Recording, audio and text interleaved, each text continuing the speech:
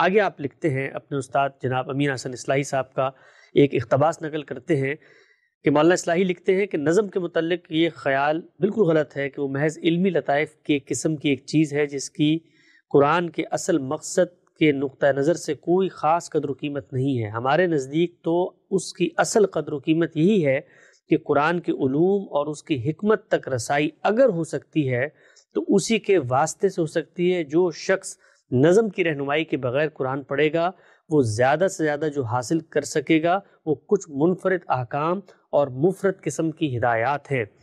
پچھلی بات تو بظاہر لگ رہی تھی کہ جیسے کسی کلام کو سمجھنے کے لیے ایک ناگزیر سا تقاضا ہے، وہ آپ نے بیان کر دیا، اس کی رعایت سے پڑھیں گے تو زیادہ اچھا سمجھ میں آ جائے گا، یا اس کے اندر کوئی حکیمانہ ترتیب نظم ربط سمجھ میں آئے گا۔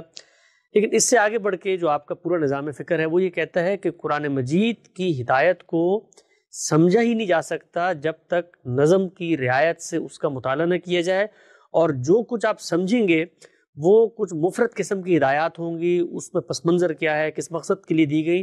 گویا اب قرآن کے سمجھنے کے لیے یہ ایک بنیادی شاکلید ہے آپ کے نزدیک، اور اب یہ اس نوعیت کی چیز نہیں رہی کہ بس ایک چیز صورتوں کی صورت میں سامنے آئی تھی، ایک ناگزیر تقاضا پیدا ہوا، اس پہ آپ نے کہا کہ نظم ہونا چاہیے۔ اس میں دو چیزیں ہیں، ان کو الگ الگ کر لیجئے۔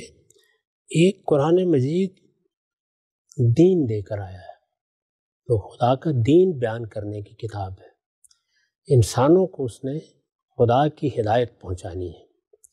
یہ ہم جانتے ہیں کہ پورا دین دو چیزوں کا مجموعہ ہے۔ ایک ایمانیات، یعنی وہ کیا چیزیں ہیں جو ہم کو لازماً ماننی ہے۔ توحید کو ماننا ہے، آخرت پر ایمان رکھنا ہے، ہمیں اللہ کے پیغمبروں کو ماننا ہے، اللہ کے پیغمبروں کی طرف جو پیغمبر بھیجے جاتے ہیں یعنی اللہ کے فرشتے، ان کو ماننا ہے۔ یہ وہ چیزیں ہیں جو ہمارے لیے ماننی لازم کی گئی ہیں، اور اللہ کے پیغمبروں کے ساتھ جو کتابیں نازل کی گئی ہیں ان کو ہم تاریخ سے بھی جانتے ہیں، اور قرآن بھی ویسی ہی کتاب ہے، اس پر بھی ایمان رکھنا ہے۔ دوسری چیز کیا ہے؟ دوسری چیز یہ ہے کہ اللہ تعالیٰ ہم سے ہماری عملی زندگی میں کیا مطالبات کرتا ہے۔ ٹھیک، اخلاقی مطالبات کیا ہیں، اور پھر ان اخلاقی مطالبات میں اگر کچھ چیزیں قانون اور ضابطے کی صورت اختیار کر گئی ہیں تو کیا وہ ہمارے اوپر واضح ہیں؟ وہ کیا چیزیں ہیں جن کو شریعت سے تعبیر کیا جاتا ہے؟ یہ سب چیزیں قرآن مجید میں اگر آپ اس کو پیچھے سے پڑھنا شروع کر دیں، آگے سے پڑھنا شروع کر دیں، درمیان سے کھولنے واضح ہو جائیں گے۔ کیوں واضح ہو جائیں گے؟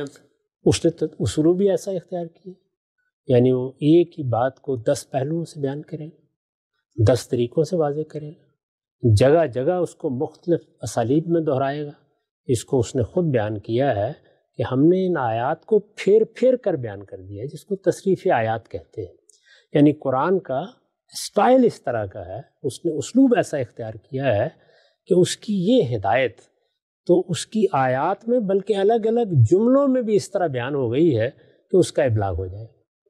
تو اس لیے اگر کسی آدمی نے محض یہ جاننا ہے کہ مجھے کیا چیزیں ماننی ہیں اور کیا چیزیں عملی طور پر کرنی ہیں، تو یہ قرآن مجید میں بھی تدبر کے بغیر واضح ہے، یعنی سادہ طریقے سے کھول لیں تب بھی واضح ہو جائیں گے، ویسے ہی پڑھتے جائیں تب بھی واضح ہو جائیں گے۔ یعنی کوئی آدمی اس کا ترجمہ پڑھنا شروع کر دے، اور ضروری نہیں کہ ترتیب کے ساتھ پڑھے، بے ترتیب بھی پڑھ ڈالے تب بھی اس پر یہ بات واضح ہو جائے گی کہ قرآن کن چیزوں کو ماننے کا مطالبہ کرتا ہے، عملی طور پر کیا تقاضے کر رہا ہے، یعنی شریعت کے، اخلاقیات کے کیا تقاضے ہیں جو اس نے کیے۔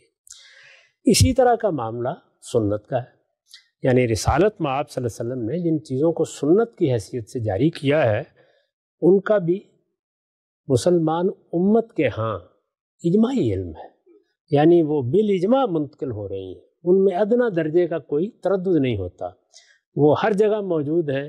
میں نے کئی بار یہ عرض کیا ہے کہ آپ کے بچے اگر اٹھیں اور آپ ان کو لے کے مسجد میں چلے جائیں تو چند دن مسجد میں جائیں گے تو انہیں معلوم ہو جائے گا کہ نماز کیا ہے، کیسے پڑھی جاتی ہے، اور اس کے لیے کیا چیزیں ضروری قرار دی گئی ہیں۔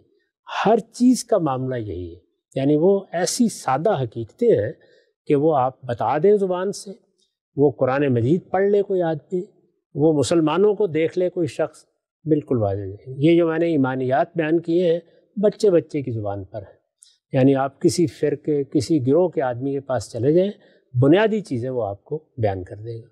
تو اس لحاظ سے تو کسی چیز کی ضرورت نہیں ہے، یعنی یہ واضح ہو گیا. لیکن یہ کتاب کس لیے نازل ہوئی ہے؟ یعنی یہ کتاب اس لیے نازل ہوئی ہے کہ یہ اس دین کو انسانوں تک پہنچائے اور اس کا پورا استدلال واضح کرے، اس کی تاریخ واضح کرے. اللہ تعالیٰ نے اس کے لیے جو کچھ پیچھے کیا ہے وہ بھی بتائے، جو کچھ آگے ہونے والا ہے وہ بھی بتائے. اب یہ جو پہلو ہے یہ اصل میں دین کی حکمت ہے، یہ دین کا فلسفہ ہے. یہ دین کہاں سے شروع ہوا، وہ کن مراحل سے گزرا، انبیاء کی کیا تاریخ ہے، اللہ تعالیٰ نے اپنی اس اسکیم میں کیا فیصلے کیے، ان فیصلوں کی بنیاد پر اللہ تعالیٰ نے مختلف موقعوں پر کس طرح سے ہدایت دی، وہ ہدایت اپنی کیا ابتدا رکھتی ہے، کیا انتہا رکھتی ہے، اس سے کیا کوئی ایک مجموعی تصور بنتا ہے، وہ مجموعی تصور کیا اپنے سارے اجزاء سمیت ایک وحدت کی حیثیت اختیار کر لیتا ہے. ان میں سے کوئی چیز بھی آپ اس وقت تک نہیں سمجھ سکتے جب تک کہ آپ سورہ کو اس کے پورے نظم کے ساتھ اپریشیٹ نہیں کر دیتے. تو یہ دو بالکل الگ الگ چیزیں ہیں. یہاں استاد امام نے اس دوسری چیز کے بارے میں یہ فرمایا ہے کہ یہ نہیں واضح ہو سکے گی جب تک قرآن مجید کے اس نظم کو سامنے رکھ کر اس کا مطالعہ نہیں کیا جائے گا.